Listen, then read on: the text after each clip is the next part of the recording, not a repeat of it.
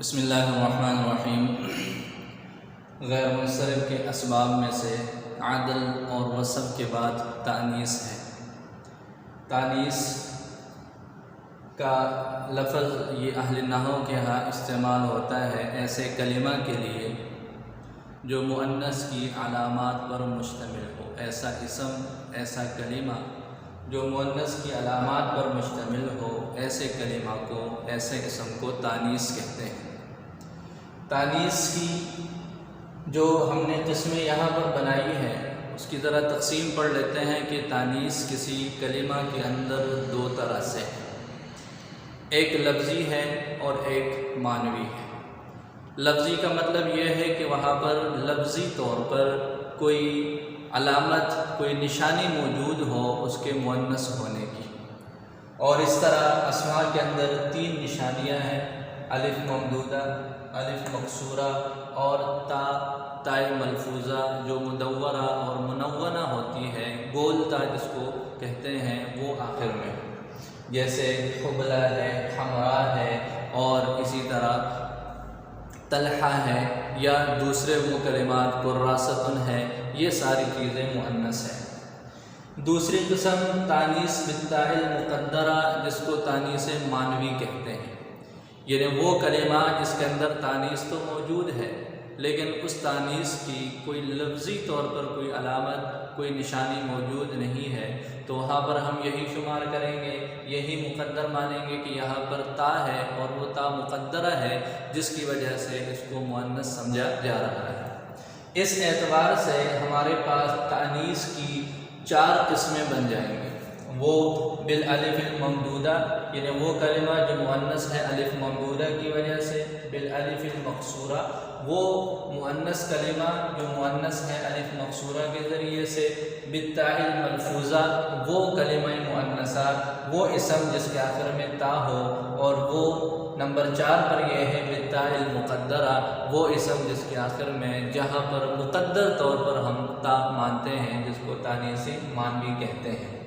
الف ممدودہ اور الف مقصورہ، اس سے کیا مراد ہے؟ کلمہ کے آخر میں الف ہو اور اس الف کے بعد حمزہ لایا جائے تو یہ الف ممدودہ ہے، جیسے حمراء، شحماء، بیضاء، یہ سارے جو ہے اس کی مثالیں ہیں۔ اور الف مقصورہ اس الف کو کہتے ہیں کہ یہ کسی اسم کے آخر میں الف تو ہے اور وہ الف اس کو لازم ہے لیکن اس کے بعد حمزہ نہیں ہے، جیسے اس کی مثال ہے حبلہ، اسی طریقے پر قصوہ، یہ وغیرہ اس کی مثالیں ہیں۔ اب دیکھنا یہ ہے کہ تانیث جو غیر منصرف کے اسباب میں سے ہے، وہ کس طرح ہم اس کو بطور ایک سبب کے شمار کر سکتے ہیں، کسی شرائط، کس کے لیے کوئی شرط ہے یا بغیر شرط کے۔ تو اس میں ہم اس کی وضاحت اس طرح پڑھ لیتے ہیں کہ جی یہ بالترتیب میں نے لکھا ہوا ہے: تانیث بالالف الممدودہ، تانیث بالالف المقصورہ، تانیث بالتاء اور تانیث بالتاء المقدرہ۔ ان میں سے جو سب سے قوی تانیث ہے، جو سب سے مضبوط ترین صورت ہے، وہ بالترتیب ایسے ہی ہے: الف ممدودہ اور الف مقصورہ، یہ جس کلمہ کے اندر پائے جائے ان کا مؤنث ہونا سب سے زیادہ قوی ہے۔ پھر اس کے بعد اس سے کم درجے میں وہ ہے جہاں پر تا ہو، پھر اگر وہ تا لفظوں میں موجود ہے تو لفظوں میں موجود ہونے کی وجہ سے اس کی قوت، طاقت زیادہ ہو جائے گی اس تا سے جو کہ مقدرہ ہے۔ تو گویا کہ ہمارے پاس تین اس کے درجے ہو گئے۔ ایک درجہ یہ ہے جو سب سے زیادہ قوی ہے، ایک وہ جو اس سے قوت میں کم ہے، وہ تائے ملفوظہ والی صورت ہے، اور ایک وہ صورت ہے جو ان سب سے کم درجے کی تانیث جس میں ہے، وہ تائے مقدرہ ہے۔ اس طرح یہ ہمارے پاس چار قسمیں بن جاتی ہیں۔ غیر منصرف کا سبب بننے کے لیے اگر تانیث ہو الف ممدودہ یا الف مقصورہ کے ساتھ،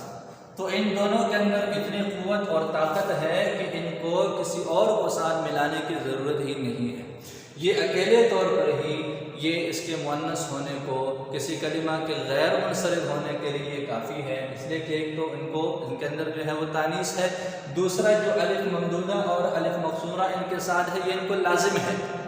لہذا ان کے لازم ہونے کی وجہ سے تانیث بھی اس کو لازم ہے، تو تانیث کا ہونا اور اس کا لزوم ہونا، یہ اس کے اندر گویا کہ دو سبب پائے گئے، یہ دو سبب کی جگہ ہی استعمال ہوتے ہیں۔ اس اعتبار سے جہاں الف ممدودہ ہے یا الف مقصورہ ہے، وہ کلمہ ہمیشہ جو ہے وہ غیر منصرف ہی ہوگا، اس کو کسی اور سبب کو ساتھ ملانے کی ضرورت نہیں۔ جیسے اس کی مثال حبلہ ہے اور حمرا ہے۔ حبلہ کے اندر دیکھیں الف مقصورہ ہے، حمرا میں الف ممدودہ ہے۔ اسی طرح قرآن کریم میں اس کی جو ہے مثالیں ہیں، تخرج بیضاء من غیر سوء،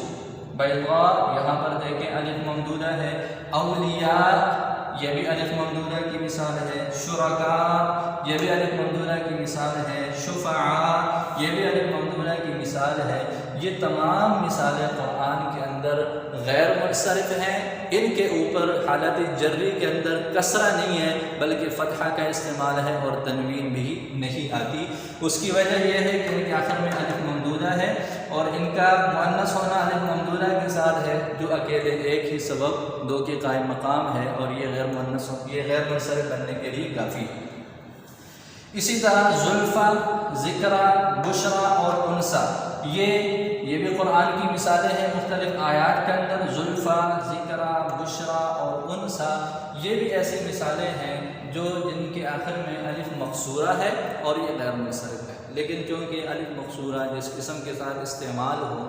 وہاں پر وہ لفظی طور پر اعراب کا محل نہیں بن سکتے، اس وجہ سے ان کا اعراب جو ہوگا وہ تقدیری ہوگا۔ مطلب جب حالت رفع ہوگی تو تقدیری ضمہ کے ساتھ، جب حالت نصب ہوگی تقدیری فتحہ کے ساتھ، جب حالت جری ہوگی تو پھر بھی تقدیری فتحہ کے ساتھ ان کا اعراب ہوگا۔ نہ تو یہ ظاہری اعراب کو قبول کرتے ہیں کہ کسرہ ظاہر ہو، تنوین ظاہر ہو، اور نہیں یہاں پر جو ہے یہ کسرہ کو قبول کر سکتا ہے، اس وجہ سے اس کا اعراب تقدیری طور پر وہی غیر منصرف والا ہوگا۔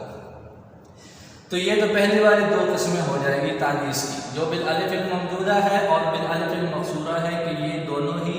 ایک اکیلے ہو کر دو سببوں کے قائم مقام ہیں، لہذا کسی اور کو ساتھ ملانے کی ضرورت نہیں ہے اور یہ غیر منصرف ہی استعمال ہوتے ہیں۔ دوسرا درجہ تانیث کا جس کے اندر کچھ قوت ہے اس سے کم ہے اور بالتاء المقدرہ سے زیادہ ہے، لہذا اس کی کمزوری کی وجہ سے اس کے لیے یہ شرط لگائی ہے کہ یہ تانیث بالتاء الملفوظہ یہ غیر منصرف کا سبب تو بنے گا، لیکن اس وقت جب یہ بطور علم کے ایک کلمہ ہے اس کے آخر میں تا ہے، تو وہ تا وہ مؤنث کی علامت اور وہ کلمہ مؤنث تو ہے، لیکن اس تانیث کو ہم غیر منصرف کے سبب کے طور پر وہیں پر استعمال کر سکیں گے جہاں پر اس کے ساتھ علم ہو۔ اگر بالفرض وہ علم نہیں ہے، جیسے قراستن ہے، اب قراستن کے آخر میں تا ہے لیکن قراستن کاپی یہ ایک علم نہیں ہے، اس وجہ سے ہم اس کو اپنی جو ہے وہ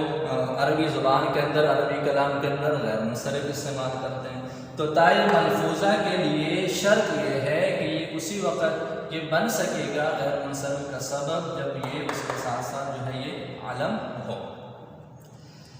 جیسے اس کی مثال طلحہ ہے، طلحہ یہ جو ہے غیر منصرف بن جائے گا، اسی طریقے پر وہ تمام اس کی مثالیں بن جائیں گی جن کے ساتھ وہ اعلام ہے اور ان کے ساتھ تا ہے۔ چوتھی صورت یہ ہے جہاں پر تاء مقدرہ، تاء مقدرہ کے بارے میں ہم نے پڑھ لیا کہ اس کے اندر قوت تانیث پہلے سے دوسرے سے کم ہے، اس کا درجہ سب سے کم ہے،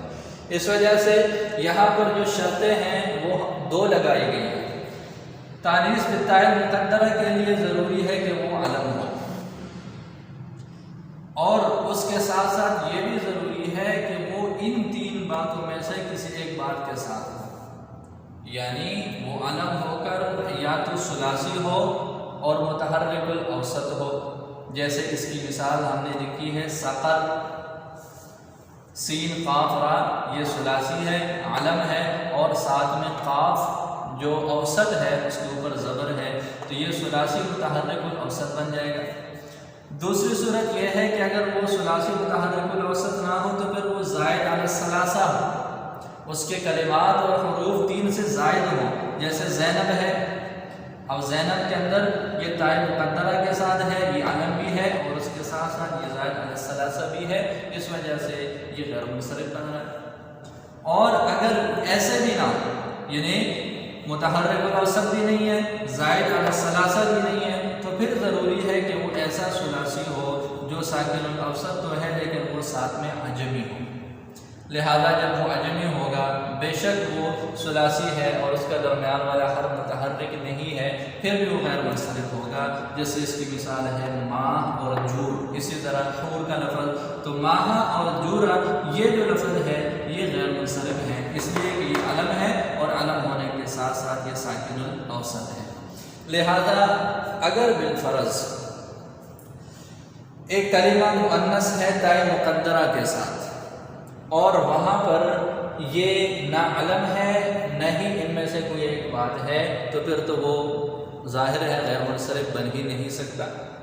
और अगर ताई मुक़द्दरा के साथ एक कलिमा मुअन्नस है लेकिन उसमें सिर्फ अलम हो, इन बातों में से कोई एक बात भी ना हो, तो फिर इसकी मिसाल जैसे हिंदुन है, इसमें फिर दो जिहतें पाई जाएंगी कि इसको गैर मुनसरिफ पढ़ना भी जायज़ है, ना पढ़ना भी जायज़ है। पढ़ना किस वजह से गैर मुनसरिफ पढ़ना जायज़ है? इसलिए कि जी वो तानीस भी है और अलम भी है, तो दो सबब पाए गए और उसूल यही है कि गैर मुनसरिफ के दो असबाब हो तो उस कलिमा को गैर मुनसरिफ पढ़ना चाहिए। लिहाजा इस एतबार से हिंद को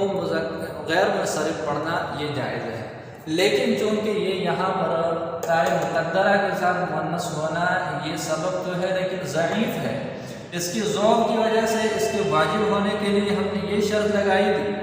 अब जब ये शर्त नहीं पाई गई तो मतलब ताई मुक़द्दरा के साथ मुअन्नस होना ये नाक़िस हो गया। इसके नुकसान की वजह से इसके अंदर जो है वो खिफ़त लाने के लिए, आसानी लाने के लिए इसको फिर मुनसरिफ भी पढ़ सकते हैं। तो हमारे सबक का खुलासा ये हुआ कि ये तानीस की 4 सूरतें हैं। पहली 2 सूरतें जब अलिफ ममदूदा और मकसूरा के साथ हो, किसी शर्त की कोई ज़रूरत नहीं है, एक ही सबक 2 के कायम मकाम है। जब तानीस बित्ताइल मलफूज़ा हो तो उसके लिए एक शर्त है कि वो साथ में अलम होना ज़रूरी है। अगर तानीस बित्ताइल मुक़द्दरा हो तो फिर गैर मुनसरिफ को वाजिब करार देने के लिए 2 शर्तें बन जाएंगी, अलम भी होना ज़रूरी है और इन 3 बातों में से किसी एक बात का होना ज़रूरी है कि या तो 3 हर्फों पर मुश्तमिल है, सुलासी है और दरमियान वाला मुतहर्रिकुल अवसत है, या फिर वो ज़ायद है 3 हरूफ से, या फिर वो सुलासी तो है और उसका दरमियान वाला साकिन है लेकिन वो अजमी है। इसकी वजह से वो फिर उसको गैर मुनसरिफ पढ़ना वाजिब हो जाएगा। लेकिन अगर बिलफर्ज ऐसी सूरत हाल है कि वो ताई मुक़द्दरा के साथ मुअन्नस तो है और आलम भी है लेकिन इन बातों में से कोई नहीं है, जैसे हिंदुन इसकी मिसाल है कि उसको मुनसरिफ पढ़ना भी जायज़ है, गैर मुनसरिफ पढ़ना भी जायज़ है। जैसे इसकी मिसाल है मरियम है, समूद है और जहन्नम है, इनके अंदर तानीस है। कुरान से ये इसकी मिसालें हैं, इनके अंदर तानीस है। मरियम के अंदर तानीस मानवी है, समूद में तानीस मानवी है, जहन्नम में तानीस मानवी है। लेकिन मरियम ये सुलासी नहीं है बल्कि रुबाई है, समूद भी ऐसे ही है और जहन्नम के अंदर भी ऐसे ही है। तो लिहाजा इस एतबार से ये गैर मुनसरिफ तानीस मानवी की जो है वो इसकी मिसालें बन जाएंगी। अल्लाह ताला समझ